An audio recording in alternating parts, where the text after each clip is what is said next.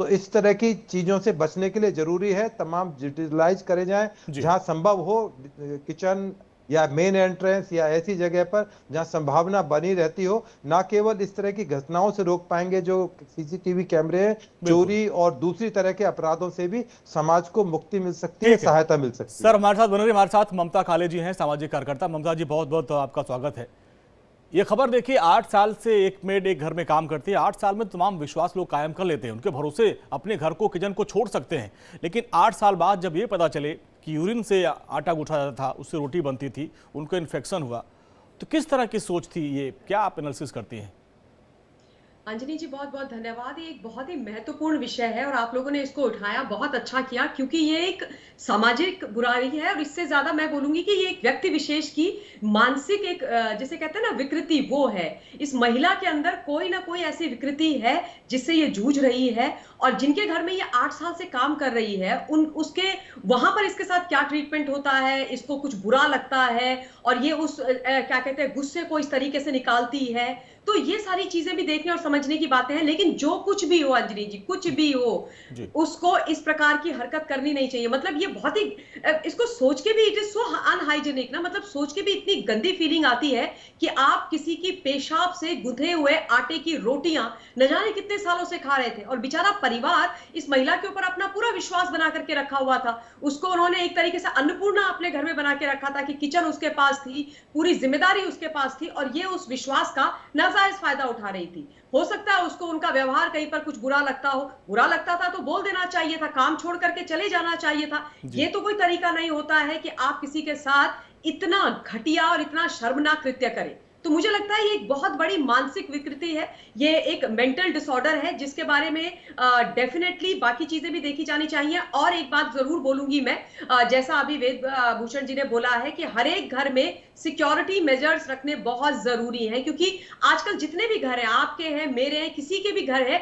सबके घरों में डोमेस्टिक हेल्प होती है। हम लोग 24/7 उनके आसपास तो खड़े रह नहीं सकते हैं, है ना, इधर उधर होते हैं। तो किचन में और अपनी ऐसी महत्वपूर्ण जगहों में सीसीटीवी लगाना बहुत आवश्यक है, और बड़े सारे घर आजकल लगाते भी हैं, क्योंकि कौन क्या कर रहा है, किसके दिमाग में क्या चल रहा है, हम जान ही नहीं पा रहे हैं। आजकल वो हाथी के दांत खाने के और दिखाने के और वाली स्थिति लोगों की हो गई है। मुंह के सामने बड़े अच्छे दिखेंगे, पीठ पीछे क्या करेंगे वो, मतलब प्रत्यक्षम किम प्रमाणम, या आप दिखा रहे हैं ब्लर करके ये महिला जो कर रही है, तो ये तो बड़ा चिंताजनक है। मुझे याद आता है, एक मैंने वीडियो देखा था कुछ समय पहले, जिसमें एक जो डोमेस्टिक हेल्प थी, वो जो पोछे की बकेट होती है, पोछे का जो पानी होता है, उसमें पेशाब करके पूरे घर के अंदर पोछा लगा रही थी जी। तो सोचिए आप, क्या मानसिकता है ये। वेद सर, आपसे जानना चाहेंगे, हम दिल्ली एनसीआर की बात करें, यहाँ पे तमाम वर्किंग कपल्स रहते हैं जो मियाँ बीवी दोनों ऑफिस जाते हैं, बच्चों को इनके भरोसे छोड़ के जाते हैं। हमारे तमाम ऐसे साथी हैं जो खुद ऐसे ही मेड के ऊपर अपने बच्चों को छोड़ के आते हैं, उनके ऊपर क्या असर पड़ता होगा? जब बच्चों को, परिवार को पता लगता है तो एक मेंटल ट्रॉमा के अंदर एक आता है सारा परिवार के, हम किस तरह का खाना अब तक इस नौकरानी के बनाए के खा रहे थे। तो इसके लिए जरूरी है कि एक मैसेज देने की जरूरत है सरकार को, पुलिस को, प्रशासन को। अभी जैसे मैंने बताया कि एक अध्यादेश लाया गया है 2024 के लिए कि कोई भी थूक या इस तरह की कंटेमिनेशन करेगा खाने के अंदर, फूड के अंदर, तो उसके लिए उसको 10 साल तक की सजा हो सकती है। तो इस नौकरानी को कम से कम एक प्रिवेंटिव अरेस्ट जरूर इसकी होनी चाहिए। चाहे पहले हमारे यहाँ जिस तरह से 107-51 का एक प्रोविजन था, वो आज भी नए कानून में, भारतीय नागरिक सुरक्षा संहिता में वो मौजूद है, क्योंकि ये कॉग्निजेबल ऑफेंस कर सकती है। इस तरह की मानसिकता की महिला कोई भी ऑफेंस में इन्वॉल्व हो सकती है, अपने मालिकों के खिलाफ, अपने जो मालिक के बच्चे हैं, उनकी पत्नी है। तो जरूर इसको एक लेसन देने के लिए और समाज में एक मैसेज जाने के लिए उत्तर प्रदेश पुलिस को चाहिए कि इस महिला के खिलाफ बहुत स्ट्रॉन्ग मैसेज दें, कम से कम उसको प्रिवेंटिव अरेस्ट करें, जिससे कुछ समय तक उसको जेल में रखा जा सके और समाज में एक मैसेज जाए कि यदि किसी तरह की इस तरह की कार्रवाई यदि किसी और महिला ने की तो उसके खिलाफ जेल भी जा सकती है। तो ये मैसेज देना जरूरी है। जो आपका वीडियो है, मैं समझता हूं कि उत्तर प्रदेश की कम से कम गाजियाबाद के कमिश्नर साहब, नोएडा के कमिश्नर साहब के पास जरूर इसको भेजा जाए, जिससे कि उस महिला के खिलाफ एक स्ट्रॉन्ग एक्शन लेके समाज में एक मैसेज दिया जा सके कि पुलिस और प्रशासन इस चीज के लिए सजग है। हालांकि हेल्थ डिपार्टमेंट भी इसके लिए, उनके यहाँ तमाम तरह के प्रोविजंस हैं। इस तरह की कोई कंटेमिनेशन या या इस तरह की इनहाइजेनिक चीजों को फूड के अंदर एडल्ट्रेशन करता है तो वो एक ऑफेंस की कैटेगरी में है। परंतु पुलिस की भी चूंकि ये रिपोर्टेड मैटर हो गया है, पुलिस ने कॉग्निजेंस ले लिया है इस मामले का, इसमें जरूर एक्शन लिए जाने की जरूरत है जिससे समाज में और लोग इस तरह की हमारी चीजों में इन्वॉल्व ना मोनिका हो। ग्राउंड जीरो पर है उसी सोसाइटी में। मोनिका, उस परिवार को कब ये पता चला कि उनके परिवार की जो तबीयत बिगड़ रही है, जो संक्रमण बढ़ रहा है, उसका कारण ये यूरिन है? ये कब उनको पता चला और कैसे पता चला, जरा बताएं। अश्विनी, सबसे पहले आपको बता दूं कि पिछले 1 महीने पहले उन्हें बहुत ज़्यादा सभी को पेट में दर्द होने लगा। हालांकि ये दर्द पिछले 3 महीने से सभी को हो रहा था, लेकिन जब परिवार के सभी लोग अचानक बीमार पड़ने लगे तो वो डॉक्टर के पास गए और डॉक्टर ने कहा कि ज़रूर खाने में आप कुछ ऐसी चीज़ का इस्तेमाल कर रहे हैं जो बहुत हानिकारक है, इस वजह से सभी को पेट दर्द की प्रॉब्लम हो रही है और लीवर भी आपका डैमेज हो सकता है, क्योंकि लंबे समय से आप जो है वो बाहर की चीज़ें या फिर गंदगी खा रहे हैं। तब परिवार के सदस्यों ने कहा कि हम बाहर की चीजें नहीं खाते और खासकर बच्चों को तो बिल्कुल नहीं खिलाते। फिर क्या वजह है कि सब लोग बीमार पड़ रहे हैं? सभी को एक ही समस्या, पेट में इतना ज्यादा दर्द होता था कि रात को नींद भी नहीं आती थी। इसके बाद जब उन्होंने पड़ताल की कि आखिर क्या वजह हो सकती है, क्योंकि खाना तो हम घर का खाते हैं, तब उन्होंने अपने किचन में सीसीटीवी लगाया और उसके बाद ये बात की। हालांकि उन्होंने जो उनके घर पर हेल्पर थी रीना, उससे बात की तो रीना ने कहा कि ये बहुत ही गलत काम है और वो कभी सोच भी नहीं सकती, सपने में भी नहीं सोच सकती कि वो ये काम करेगी। लेकिन जब उसे फुटेज दिखाया गया तो रीना ने कुछ भी कहने से इनकार कर दिया।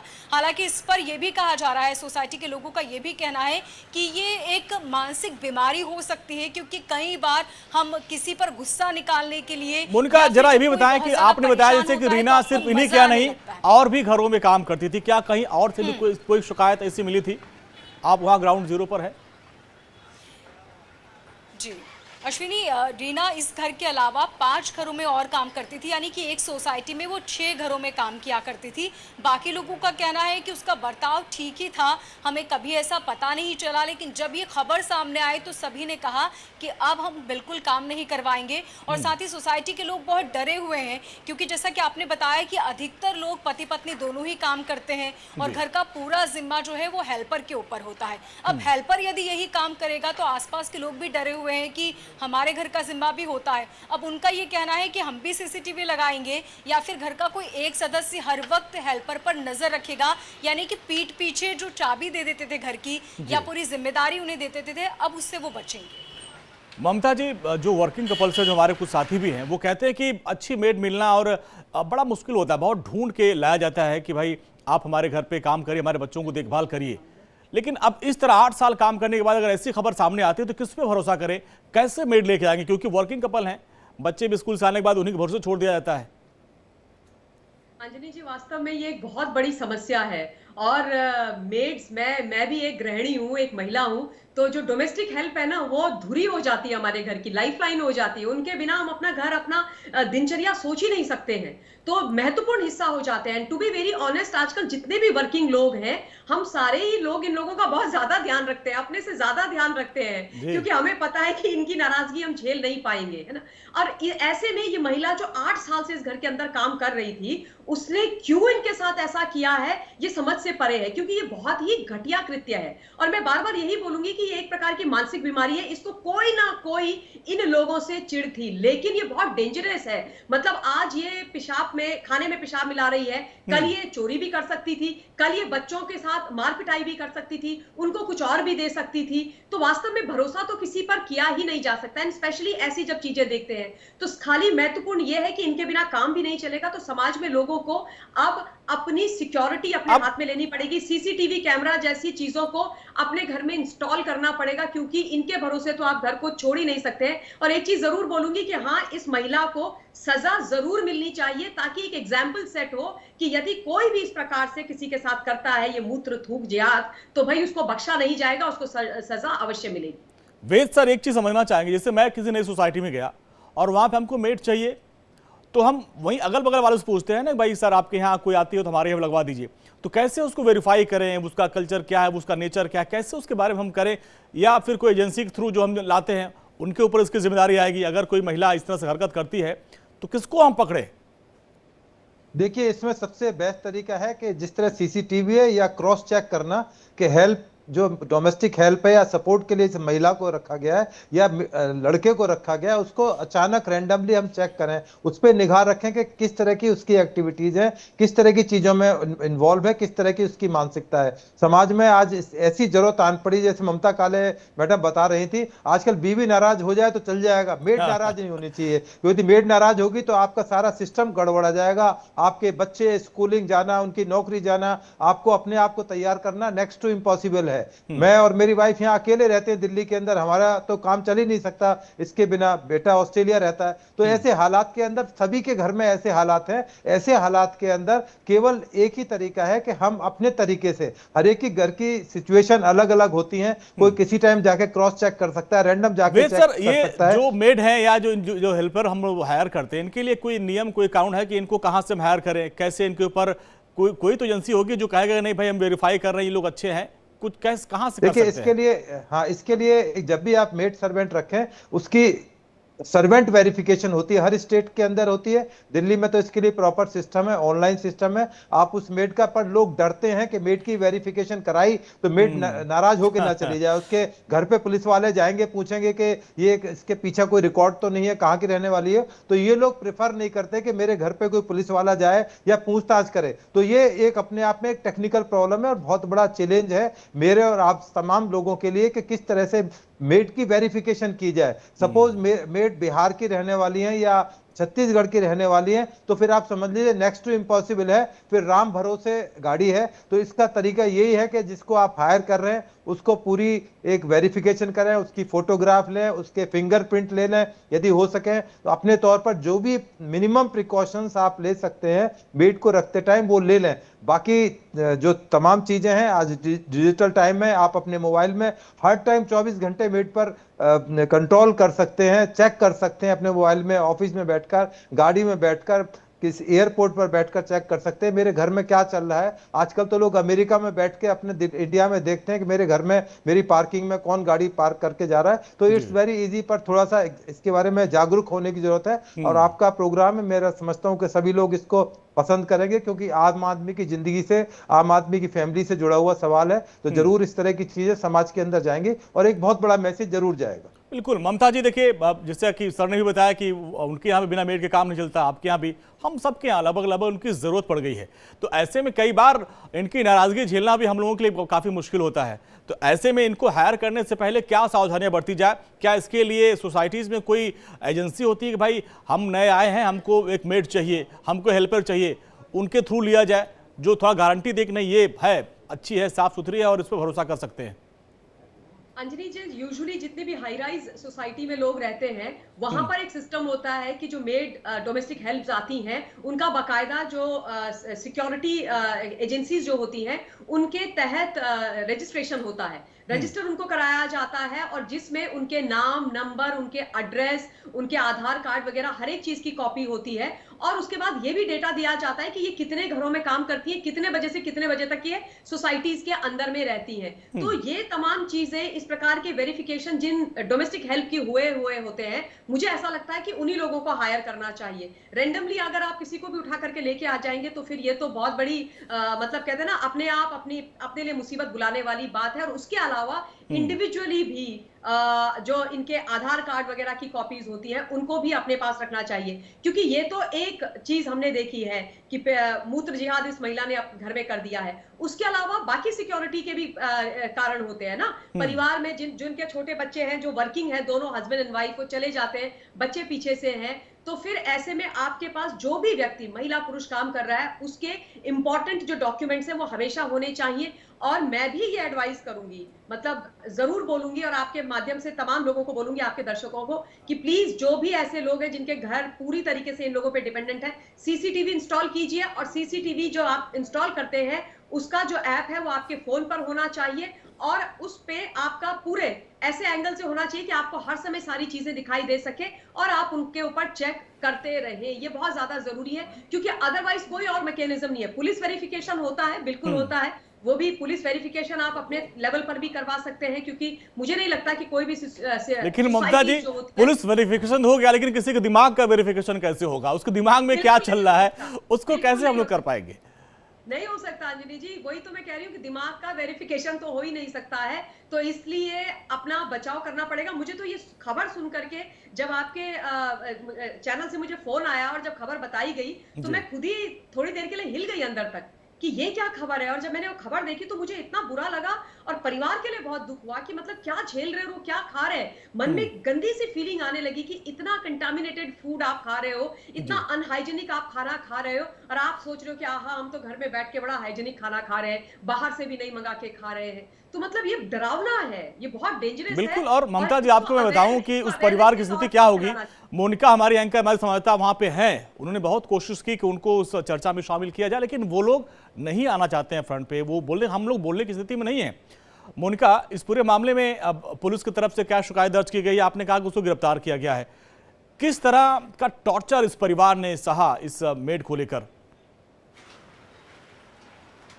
अश्विनी, एफआईआर दर्ज हो चुकी है और पुलिस का यही कहना है कि अब पूछताछ जारी है। एफआईआर में ये भी कहा गया है कि उससे आगे पूछताछ होगी, उसके परिवार से पूछताछ होगी। आपने इसमें बहुत महत्वपूर्ण बातें की एफआईआर दर्ज होने के साथ ही कि वेरिफिकेशन होना चाहिए। रीना का वेरिफिकेशन हुआ था, इतना ही नहीं, उस सोसाइटी में वो 10 सालों से काम कर रही है। जब हम सोसाइटी के अंदर दाखिल हुए, हमने वहाँ पे सिक्योरिटी में बात की तो उनका कहना था कि रीना का व्यवहार बहुत अच्छा था और वो लगभग 12 घंटे सोसाइटी में बिताती थी। यानी कि आप अंदाजा लगाइए कि वो सोसाइटी में कितना लंबे वक्त तक रहती थी। लोगों का भरोसा उन्होंने जीत लिया था। सोसाइटी के लोगों का कहना है कि हमें रीना पर खुद से ज्यादा भरोसा था। अपने घर की चाबी हम उसे दे देते थे, अपने बच्चों को उसकी सुपुर्द किया करते थे क्योंकि वो बहुत अच्छे से बच्चों की देखभाल करती थी। सिक्योरिटी का कहना है कि वो अंदर आती थी, उसके बाद हम उससे कभी पूछताछ नहीं करते थे क्योंकि वो बहुत लंबे टाइम से सोसाइटी में काम कर रही है और उसका परिवार भी यहीं का रहने वाला है। अब आप अंदाजा लगाइए कि पुलिस वेरिफिकेशन हो गया, सबका भरोसा जीत लिया, एक ही सोसाइटी में 10 सालों से काम कर रही है, एक घर में 8 साल से काम कर रही है। हम अंदाजा भी नहीं लगा सकते कि वो ऐसा काम कर सकती थी, लेकिन उसने किया। इसके पीछे की क्या मानसिकता है, क्या वजह है, ये तो सिर्फ रीना ही बता सकती है क्योंकि परिवार का ये कहना है कि वक्त पर उसे वेतन दिया जाता था, कई बार एडवांस भी फैमिली दे देती थी उसके बच्चों के लिए। अब वेद सर, वैसे में अब इससे बड़ी सहूलियत क्या होगी जब पूरी सोसाइटी में हर परिवार के लोग कह रहे हैं भैया बहुत अच्छी है, रीना से आप काम करवा सकते हैं। सिक्योरिटी गार्ड कह रहा है कि सर बहुत अच्छी है, 10 साल से इसी सोसाइटी में काम करती है, सबके बच्चों का ख्याल रखती है, किचन में खाना अच्छा बनाती है। अब इससे ज्यादा क्या जांच पड़ताल की जाएगी? देखिए, इसको कहते हैं विश्वासघात। आपने अपने नौकर पर विश्वास किया, सर्वेंट पर विश्वास किया और उसने आपके साथ विश्वासघात किया। ये समाज के अंदर पहले भी होता रहा है, आज भी है और आगे भी रहेगा। केवल सतर्कता ही इसका एक रास्ता है। सावधानी हटी और दुर्घटना हुई। तो इस तरह से ये प्रकरण सामने आया है। तो आने वाले समय में उम्मीद है कि लोग इस तरह की ओवर ट्रस्ट जो करते हैं, हम विश्वास कर लेते हैं, अपने ड्राइवर पर विश्वास करते हैं, अपने नौकर पर विश्वास करते हैं, अपने गांव में जो हमारे काम कर रहे हैं, हमारे हेल्पर हैं, सर्वेंट्स हैं, उन पर ट्रस्ट करते हैं। परंतु ट्रस्ट करना अच्छी बात है, पर ओवर कॉन्फिडेंस करना भी ये साबित करता है कि अच्छा नहीं है। वक्त रहते हुए इन लोगों की भी क्रॉस चेक किया जाए, जिससे कि इस तरह की चीजें समाज में ना हो, उनके परिवार में ना हो, वो सुरक्षित रह सके। इस तरह की जो इनहाइजेनिक जो बातें या थूकने को लेकर हो, चाहे पेशाब को लेकर हो, या और किसी तरह की एडल्ट्रेशन है, क्योंकि आपने तो केवल यही देखा है, बहुत से मामले ऐसे आए हैं कि जहां सर्वेंट्स ने वहां पर पॉइजन मिलाकर पूरे परिवार को खत्म कर दिया है, या किसी इंडिविजुअल से उनकी रंजिश थी, उनको खाने में मिलाकर या दूध में मिलाकर जहर दे दिया, या तेजाब मिला दिया, या साइनाइड मिला दिया, या और कोई पॉइजनस चीज दी है। क्योंकि बहुत सारी चीजें रिवेंज के लिए भी की जाती हैं कि आपने मुझे मिसयूज किया है, एज नौकरानी मुझे बदतमीजी की, मेरे साथ में मिसबिहेव किया मालकन ने, तो मालकन को भी मैं एक लेसन देना चाहती हूं। तो इस तरह की चीजें समाज के अंदर पहले भी होती रही हैं, क्योंकि पहले इतना डिजिटलाइज नहीं था, कैमरे नहीं थे, परंतु अब तमाम चीजें प्रकाश में आती हैं, टीवी पर, सोशल मीडिया पर डिबेट होती हैं, तमाम समाज के अंदर एक मैसेज पहुंचता है कि इस तरह की चीजों से हमें सतर्क रहना चाहिए। तो केवल इसका एक ही रास्ता है कि हम तमाम चीजों को बिल्कुल ओपन आइज से उस पर निगाह रखें और इस तरह के जो भी लोग हैं उनको आइडेंटिफाई करके उनको ब्लैक लिस्टेड किया जाए। अब इसको इस सोसाइटी से ब्लैक लिस्टेड करना चाहिए, बल्कि तमाम सिस्टम को ये पता होना चाहिए कि ये नौकरानी गलत है और इसको कोई भी नौकरी पे ना रखे। तो एक समाज के अंदर मैसेज जाएगा कि यदि नौकरी मिलनी भी मुहाल हो जाएगी। जिस तरह से पुलिस के अंदर या सरकारी नौकरी में जब वेरिफिकेशन की जाती है तो उसका क्रिमिनल रिकॉर्ड चेक किया जाता है कि क्या इसके खिलाफ कोई क्रिमिनल रिकॉर्ड पेंडिंग है, तो उसको मना कर दिया जाता है कि आपके खिलाफ तो पहले ही रेप का चलिए मुकदमा सर, है, बहुत या महत्वपूर्ण पहले जानकारी आपने दी। ममता जी हाँ, आपका, वेद सर आपका, मोनिका आपका बहुत बहुत शुक्रिया इस पूरी बातचीत